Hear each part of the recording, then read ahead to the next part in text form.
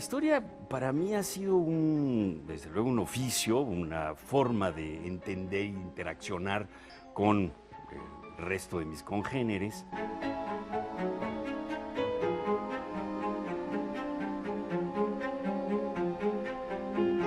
La historia es una gran generadora de conocimiento sobre el ser humano.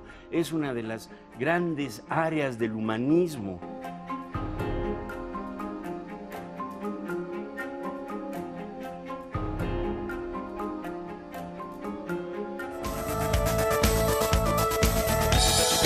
Ricardo Pérez Monfort es escritor, cineasta, maestro. Y estaba pensando y algo más. Y que nos conocemos de casi que de toda la vida. Ricardo, bienvenido. Muchísimas gracias. Ya sabes que es un gusto para en lo personal que estés aquí en Canal 11. Igualmente, Javier. ¿Cómo has estado, Ricardo? Bien, pues A ver, te pregunto de bote pronto, para que hablemos luego de Lázaro Cárdenas. ¿Cómo ves la 4T? Mira, yo la veo con mucha esperanza, con un cierto espíritu crítico, como claro, suele ser. ¿Cómo es tu estilo? ¿No? Pero la verdad es que, si te soy sincero, mantengo un optimismo, yo creo que, no sé si es sano o malsano, pero la verdad es que creo que este cambio le hacía muchísima falta a este país, ¿no? Sí, no hay duda. Y mira, el balance de los 100 primeros días yo creo que es bastante positivo. Las cosas yo creo que van más o menos bien. Hay cuestiones que me parece que merecen una especie de acción mucho más enérgica, ¿no? Otras que me parece que también tienen que elevarse a un nivel, digamos, pues de convertirse realmente en problemas nacionales cuya solución es imprescindible. Y otras que también me parecen un poco fuera de lugar, ¿no? De pronto me preocupa un poco la relación con los centros de enseñanza superior, por ejemplo, particularmente las universidades. Sí. Me preocupa un poco la posición alrededor de la ciencia y la tecnología. No está muy claro todavía para dónde va, cómo va, ¿no? En el caso nuestro, particularmente de las humanidades, siento que estamos bastante desbalagados todavía. Sí. Digamos, en el mundo de la intelectualidad también hay reajustes, yo creo que es importante, ¿no? El medio académico requiere también una revisión profunda, ¿no? Y en ese sentido me parece que, pues, no veo que haya indisposición, eso sí me parece sano, ¿no? Sí. Veo una situación todavía dubitativa, ¿no? Como que no se sabe muy bien para dónde ni cómo resolver. Pero de entrada me parece que yo no me atrevería a decir yo así no colaboro, ¿no? Como si me sucedió en sexenios anteriores. Que te lo pidieron. Sí, exacto. Y que dijiste así no. Así no. Oye, Ricardo, a ver, esta parte que incluso ahorita no soy indiscreto, sino más bien hablando en lo general. Esta parte que tiene que ver con lo que también has investigado de la cultura, has visto de la cultura, ha habido como este mundo intelectual ha sido severo con el presidente, ¿no? Sí. A partir, no te platicamos aquí con Tatiana Cloutier, el tema Enrique Krause.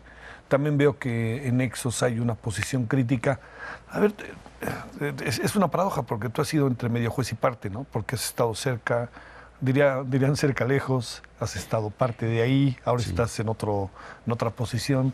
A ver, una reflexión que nos pudieras hacer sobre esta etapa que ha llamado tanto la atención.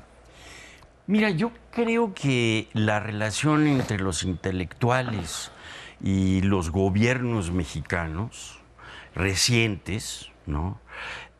Ha sido una relación bastante viciada, ¿no? Si te soy sincero. Ha habido ciertas manifestaciones de de independencia, o sea, se blasona una independencia que yo creo que es muy relativa, la verdad, ¿no? Esta idea de que el intelectual tiene que mantenerse al margen y ser imprescindiblemente crítico y estar en oposición constante, etcétera, etcétera, yo creo que es bastante falsa en el fondo, ¿no? Lo que ha sucedido últimamente me parece que muestra un poco la pobreza de la relación que existe entre un intelectual crítico y un Estado que por lo general coopta a sus intelectuales, ¿no? En ese sentido, por ejemplo, sí siento que necesitamos aprender mucho más, ¿no? La gente que hace trabajo intelectual a relacionarse con el Estado, ¿no? A relacionarse con los gobiernos y, digamos, establecer una relación crítica, desde luego, pero también una relación que permita un intercambio, que la gente en el gobierno se aproveche también de lo que hacemos los intelectuales, y no solamente los critique, los maltrate y al revés, ¿no? O sea, yo creo que en ese sentido, ahorita percibo una especie de sensación entre antiintelectual, pero también provocada por ellos, ¿no? O sea, provocada sobre todo por esta gente, estos personajes, digo, estos que ahora son, decimos, ¿no? Figuras como Enrique Krause, como Aguilar Camín, ¿no? Como Enrique Florescano, etcétera, etcétera, que son realmente, yo creo que personalidades que han contribuido, de hecho, a enriquecer el conocimiento en México, pero cuya relación se ha desvirtuado, ¿no? En vez de tener una participación sana, ¿no? En la cual realmente haya crítica, pero también hay aprendizaje, ¿no? Yo creo que eso nos falta, la verdad. Sí. Y muestra una situación como la que ahora se ha suscitado, muestra también un poco, creo yo, lo poco que contribuye en posiciones irreductibles. Sí, ¿no? Por ahí o sea, está. como una posición de o todo o nada, ¿verdad? O este personaje es tal cosa y punto, ¿verdad? No hay otra salida. Lo único que produce es precisamente una confrontación. Y yo prefiero, en ese sentido, y te lo acabo de mostrar, es identificar con quién sí colaboro y con quién no, y punto, ¿no? Pero no ponerse en un plan de tratar de minar, ¿verdad?, la credibilidad de X o Y, ¿no? O sea, sí se vale la crítica, claro que sí.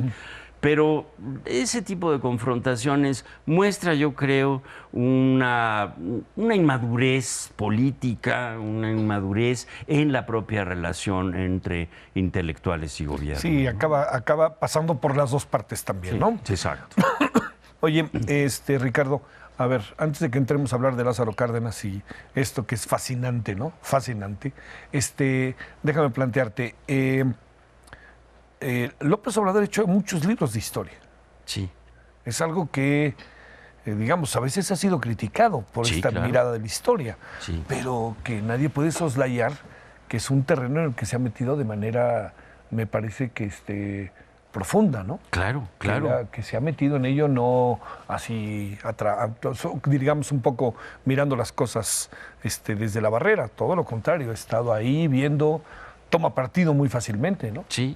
Mira, yo creo que eso es algo que es interesante del mundo humanístico y particularmente de un área de ese mundo humanístico que es la ciencia política, ¿no? La ciencia política permite precisamente, digamos, abrevar, desde luego, de la historia, recoger, aprender precisamente de los fenómenos históricos, en gran medida para tener una orientación política, ¿no? En ese sentido, la ciencia política recoge de la historia para hacer propuestas ya sea de desarrollo, de intercambio, de lo que sea, ¿no? En ese sentido. Y creo que en esa tesitura López Obrador ha aprendido bastante de la historia. Claro. Ha también, yo creo que seleccionado algunos aspectos de la historia muy, digamos, con fines políticos que le vienen muy bien. claros, le claro, vienen bien. ¿no? Porque él es en el fondo un político y en ese sentido yo creo que es un personaje que contribuye, ¿no? En ese al debate histórico, ¿no? O sea, ayuda, ¿no? Que sea alguien que sea sensible a la historia, a alguien que no tiene la menor idea, que no quiere, bueno, que no sabe ni siquiera escribir, ¿no? O sea, Hijo, que no. sí hemos padecido esas circunstancias, Sí. ¿no? Entonces, sí es un hombre lector, que eso ayuda, o sea, desde luego sirve que sea un hombre que no le teme a los libros, ¿no? Sirve, yo creo también, que tampoco le teme a la discusión, ¿no? No. Yo creo que ha debatido y ha No, discutido. no, y le dicen algo en la mañana y 5 minutos después está respondiendo. Exacto. Y el otro fenómeno que creo que es interesante, no necesariamente lo comparto, es el situarse en una posición en la que tiene que establecer, digamos, esto es bueno, esto es malo, ¿no? O sea, sí establece desde mi punto maniqueo. de vista un principio de juicio constante. Y yo creo que en la historia hay que tener mucho cuidado a la hora de hacer juicios, ¿no? La historia es un fenómeno muy cambiante, ¿no? Entonces, no tiene esencias, ¿no? Eso hay que entenderlo, ¿no? Madero es el apóstol, ¿no? Ni nada de eso. O sea, en el fondo son seres humanos con los que uno está lidiando, ¿no? Bueno, oye, Entonces, espérame, hablando de Lázaro Cárdenas, ¿no? claro, Sí, ¿no? ¿no? O sea, es gente como cualquiera de nosotros que en determinado momento, claro, tiene una proyección nacional, que tiene una capacidad de decisión, ¿verdad? Y esto, pues, le hace generar, pues, tanto aciertos, pero también fallas, ¿no? Sí. Y en ese sentido me parece que ahí yo tendría por lo menos mis discrepancias en el tipo de historia, ¿no? Que aparece un poco al servicio de la política en ese sentido, ¿no? Porque es una historia que sí tiende mucho más a ser una historia pragmática. Yo creo que la Militante. historia tiene que servir, claro, Sí. tiene que dar explicaciones, tiene que ayudar a entender, pero no necesariamente la historia pondera y dirige por dónde va el camino, ¿no? En eso yo no estoy tan de acuerdo y por lo menos la experiencia me ha demostrado que yo, como historiador, difícilmente me atrevería a señalar un camino. Podría decir, bueno, existe este y este y este y este y este otro, y a mí me parecen este y este y este otro los que podrían ser los más correctos. Pero pontificar con la historia, eso es lo que hemos hecho, lo que se ha hecho mucho en México, no decir es que la historia nos demuestra, etcétera, etcétera.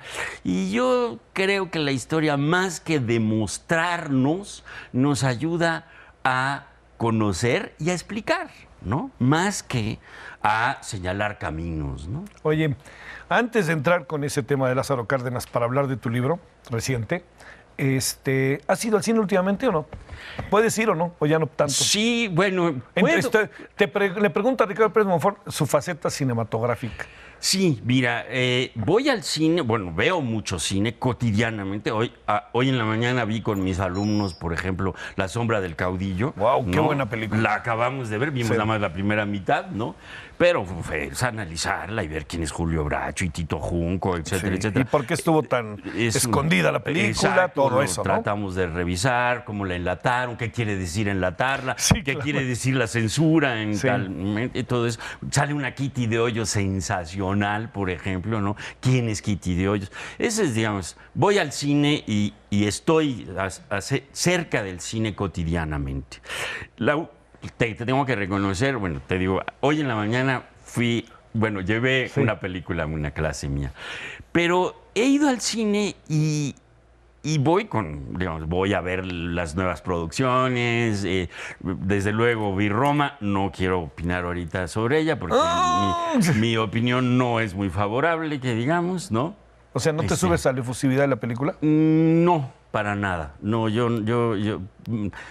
bueno, voy a contradecirme rápidamente, que también es muy a lo Walt Whitmaniano, lo tengo que contradecir también. No, yo creo que Roma es un problema mediático fundamentalmente. No, no me preocupa. Parece que el contenido es un juego mediático en el fondo, y la película no me parece buena, la verdad, ¿no? O sea, he visto mucho mejores películas recientemente. Una de ellas, por ejemplo, esta película sobre Vice, por ejemplo, es la del vicepresidente Sí, la de de Estados sí, Unidos, de ¿no? Es una gran película, ¿no? El poder tras el trono, ¿eh? Exactamente. Auténticamente. ¿no? Me pareció una El película actor está bárbaro. espléndida, ¿no? Con un mensaje muchísimo más comprometido, más profundo que muchas de las otras que andaban deambulando ahí, ¿no? Y veo también, también te soy sincero en eso, veo muchas series y documentales, ¿no? Acabo de ver también un documental reciente sobre la prohibición, por razones también profesionales, porque estoy metido ahorita precisamente en los asuntos de la propia prohibición y los orígenes, un poco a raíz de mi interés por el fenómeno de las drogas, ¿no? Y y he visto una buena cantidad de documentales. Vi recientemente también un documental sobre Cuba, un documental alemán que me pareció Muy bueno. fascinante. ¿Has podido ver las series del 11 o no? Ahí no te has podido detener. No, fíjate, últimamente no he podido entrar Sí. tan fácilmente porque ya no vivo en la Ciudad de México, vivo en Tepoztlán. Sí. Y entonces la señal no es muy buena. Y yo todavía tengo señales, ya sabes, de antenita Sí, y claro. cosas de ese Oye, tipo, ¿no? pero quisiera pensar que en Tepoztlán sí ven el Canal 11. Sí. Quisiera pensar. Yo también. Bueno, te prometo que lo voy a hacer. Oye, a ver, ¿has visto cine mexicano? Bueno, Además de Roma, no. Recientemente no ya no has tanto. tenido oportunidad de verlo. No, he visto documental sobre todo. Vi un documental reciente, no es muy reciente, un documental de Antonio Sirión que me encantó sobre el Paricutín, por ejemplo, Ajá. los pobladores La del verdad que no lo he Paricutín. Para ver. Ya no me acuerdo, creo que Palabras Nuestras o algo así se llama. O sea, sí he estado viendo Esa parte del sí, documental. sí. Bueno, que es lo que hiciste tú también, ¿no? Exacto, Era la ¿no? parte. A ver, ¿cómo te metiste tú, Ricardo? Aunque entiendo que todos los mexicanos, de alguna u otra manera, a lo mejor más generacional que otra cosa, que nos metimos en Lázaro Cárdenas. Se convirtió en un referente desde que uno es niño. Es la expropiación petrolera, pero es todo esto que pasó, todo este gran fenómeno que luego se revivió con su hijo, ¿no? De alguna Sí, otra manera, desde luego. Cuauhtémoc es clave en el 88, es clave del proceso que vivimos hoy. Absolutamente. Entonces, se fue metiendo, cómo te fuiste metiendo en Lázaro Cárdenas hasta para hacer un segundo libro y falta un tercero? Sí. A ver, ¿cómo fue eso? Mira, desde el principio de mi carrera en la Facultad de Filosofía y Letras, Sí. yo originalmente me iba a dedicar a los mayas, ¿no? A mí me interesaban los mayas realmente, ¿no?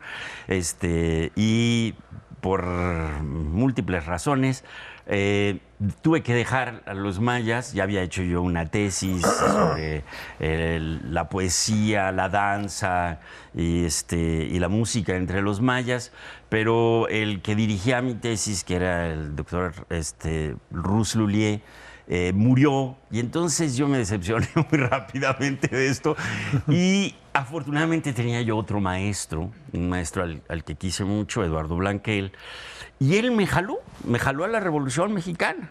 Y entonces, pues en esas épocas yo tenía poco trabajo de archivo, y él me consiguió entrar al archivo de Genaro Amezcua, que fue un zapatista, Sí. que fue el encargado de proyectar el zapatismo a nivel internacional.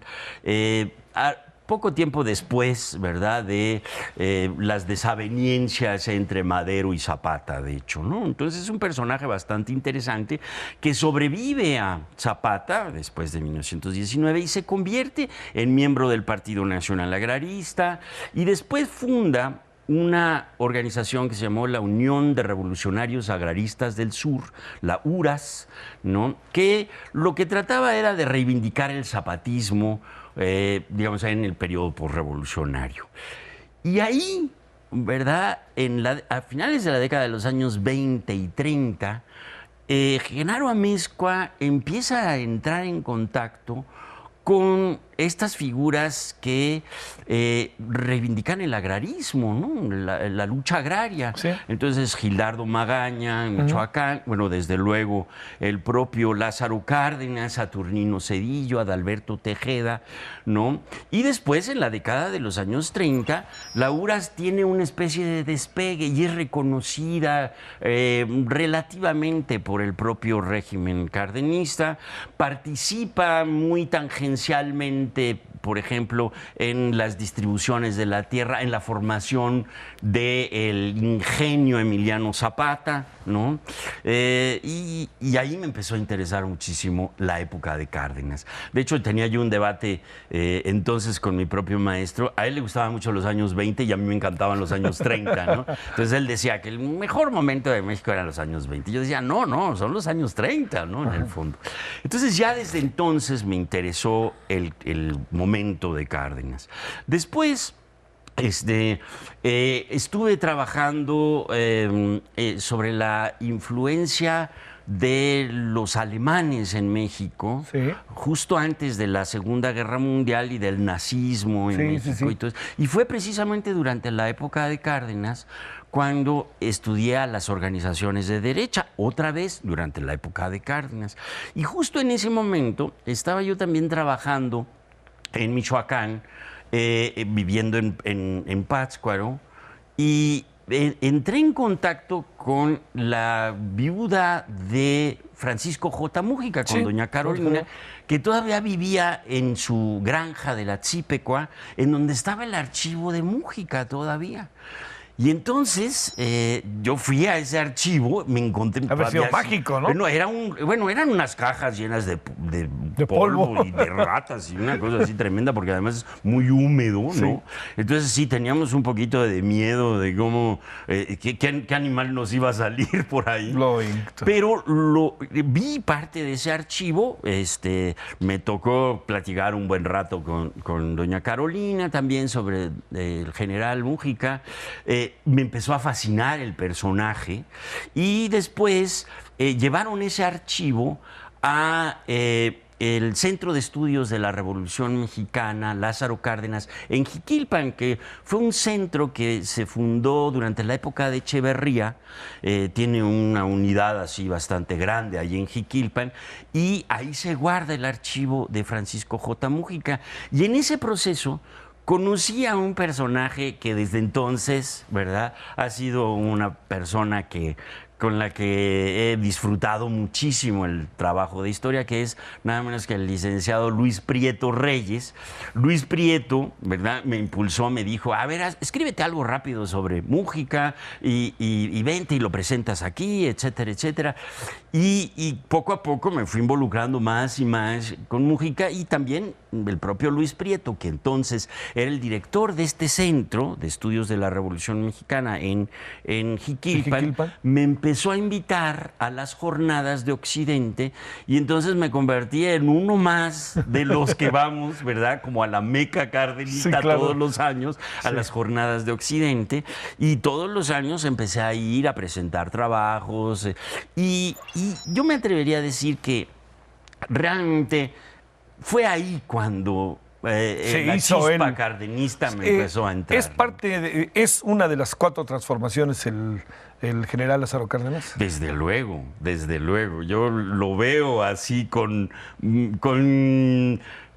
un reflejo, como una reverberación. Además, muy ¿no? bonita la portada del libro, ¿no? No, bueno, la portada es cuando ya es secretario de Defensa. Sí, ahí está, ¿no? Es el mapa, ¿no? Exacto, es un mapa y es está el viendo. del Pacífico. Es el Pacífico, ¿no? Está señalando precisamente el Pacífico. Sí, claro. Esa es una foto que consiguieron los colegas de Random House, que me pareció Es muy bonita la ¿no? portada, muy bonita, Sí, ¿no? sí. Y además está el general en su apogeo, ¿no? Sí, ¿no? Sufrió muchas traiciones, Cárdenas, y las pudo aguantar. Ahí tenemos 2 minutos. Hijo, en 2 minutos no me lo vas a poder decir, pero... En 2 minutos, muchas traiciones. Sí, yo creo que sí, ¿no? Sí, sufrió muchas traiciones de múltiples tipos, ¿eh? Sí, ¿verdad? Fue un personaje que aún, digamos, para para no, digamos, convertirlo en un héroe, en una figura de bronce, y mantenerlo como un ser humano, ¿verdad? Le fue mal en muchas partes, ¿no? Le fue mal, por ejemplo, durante la propia revolución. No fue una figura... Perdón. No te preocupes. ¿Qué edad habrá tenido en la revolución el general? Mira, él tenía 16 años, 17 años cuando se incorpora al proceso revolucionario y se mantiene en la revolución desde 1913 hasta, desde luego, 1920. Es una de los militares que está cerca de la rebelión de Agua Prieta, de hecho, claro, ¿no? Pero durante todo este periodo, de 1913 a 20, es un personaje que lo mueven con mucha facilidad y tiene, desde luego, las figuras tutelares, principalmente la figura tutelar de Plutarco Elías Calles en el norte, ¿no? Pero también tiene, por ejemplo, la de García Aragón, que es su primera figura tutelar, que es un zapatista, por cierto, que está operando en la Tierra Caliente de Michoacán y Guerrero, ¿no? Otro personaje al que admira muchísimo es Álvaro Obregón, por ejemplo. En sus memorias se refiere a él como mi general, muy respetuosamente, ¿no? Pero yo creo que la pieza central ahí es Plutarco Elías Calles, ¿no? Se vuelve él mismo en un operador político, ¿no? ¿Has pensado en Lázaro Cárdenas después de Lázaro Cárdenas? ¿Qué quiero decir? En el periodo de Miguel Alemán, en el periodo de Díaz Ordaz, el 68, de Echeverría. De eso versará el tercer volumen. Y como él muere en 1970, de hecho, entonces le toca todavía el 68, desde luego, pero le toca no solamente Díaz Ordaz, le toca a López Mateos, le toca a Ruiz Cortines y Miguel Alemán, ¿no? Desde luego con Ávila Camacho, eso lo trato en este segundo, ¿no? ¿Se entendía con Miguel Alemán? En un principio sí, y es más, yo me atrevería a decir, lo trato de presentar aquí, que Miguel Alemán le debe buena parte de su carrera al propio general Cárdenas. ¿Con Ruiz Cortines? Con Ruiz Cortines se llevaba muy bien.